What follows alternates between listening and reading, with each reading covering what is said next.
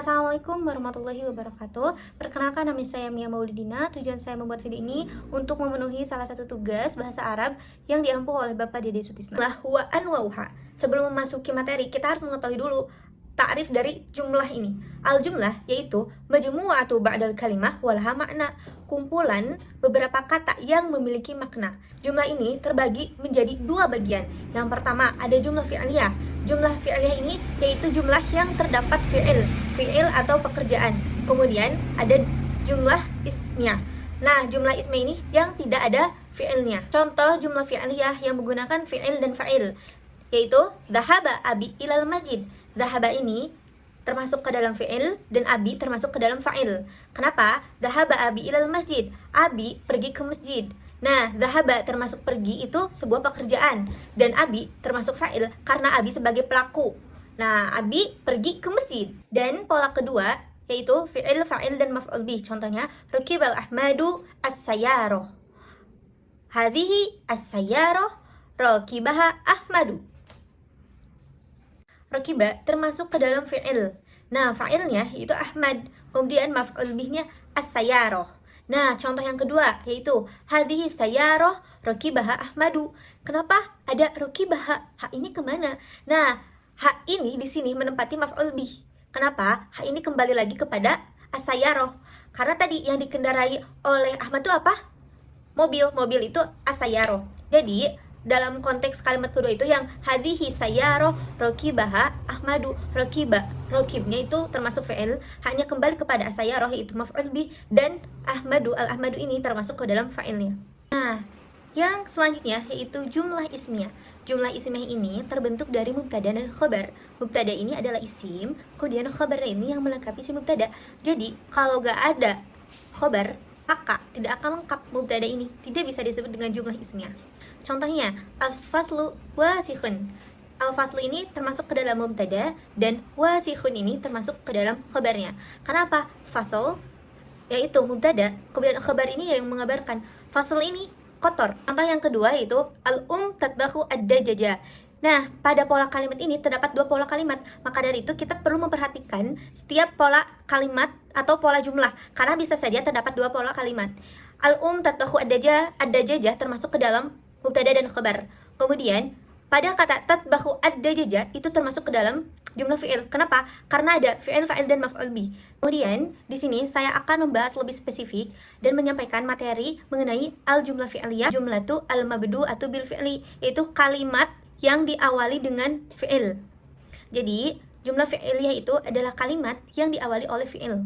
Kemudian ta'rif yang kedua itu adalah al-jumlatu allati tatakawwanu minal fi'li wal fa'ili, yaitu kalimat yang terdiri dari fi'il dan fa'il. Contoh jumlah fi'liyah yang menggunakan fi'il dan fa'il yaitu dhahaba abi ilal masjid. Dhahaba ini termasuk ke dalam fi'il dan abi termasuk ke dalam fa'il. Kenapa? Dhahaba abi ilal masjid. Abi pergi ke masjid.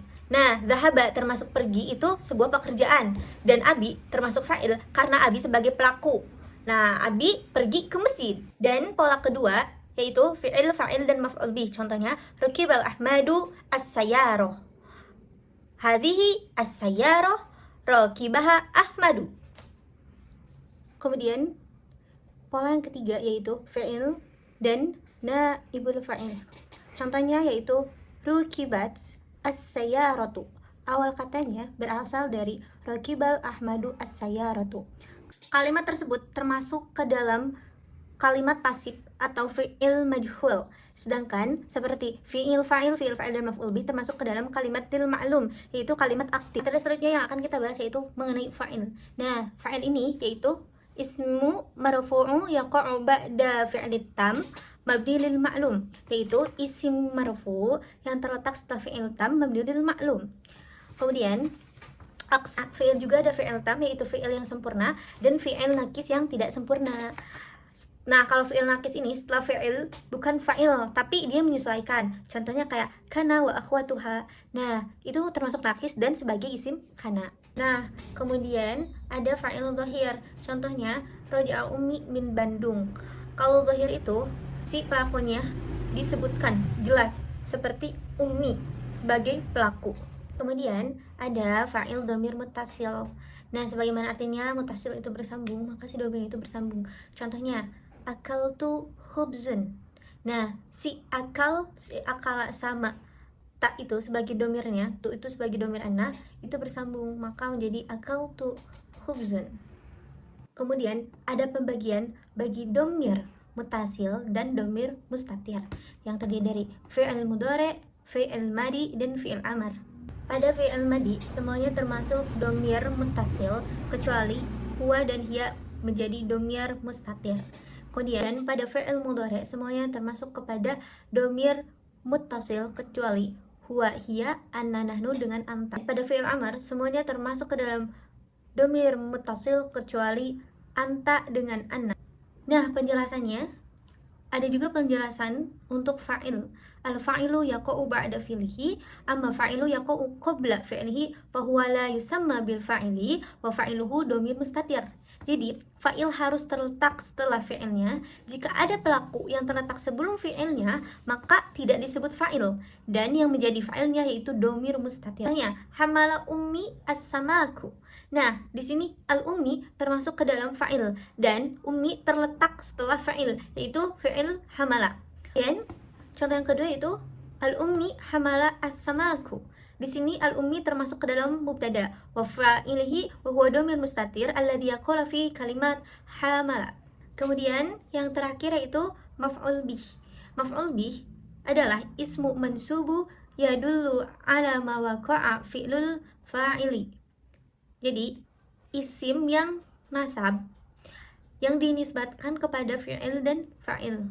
Nah, maf'ul bi ini adalah isim mansub atau isim nasab yang dinisbatkan kepada fi'il dan fa'il. Maf'ul bi ini ada jika fi'il dan fa'il itu ada. Nah, kemudian maf'ul bi ini dibagi menjadi dua, yaitu dhohir dan domir. Pertama adalah maf'ul bi dhohir. Contohnya, akala Ahmadu ar-ruz. Nah, ar-ruz ini termasuk ke dalam maf'ul bih yang dhohir disebutkan setelah fi'il dan fa'ilnya. Kemudian yang terakhir yaitu maf'ul bih domir muttasil. Contohnya adalah hadza ma'un syaribatuhum at-tulabu. Nah, pada syaribatuhum itu termasuk ke dalam domir muttasil. Karena apa? Karena domir mutasil adalah domir yang menempel pada fi'il. Syariba itu fi'il dan hum itu termasuk ke dalam domir. Jadi syaribtuhum termasuk ke dalam domir mutasil dan hum yaitu termasuk ke dalam maf'ul bih. Sekian dan terima kasih. Wassalamualaikum warahmatullahi wabarakatuh.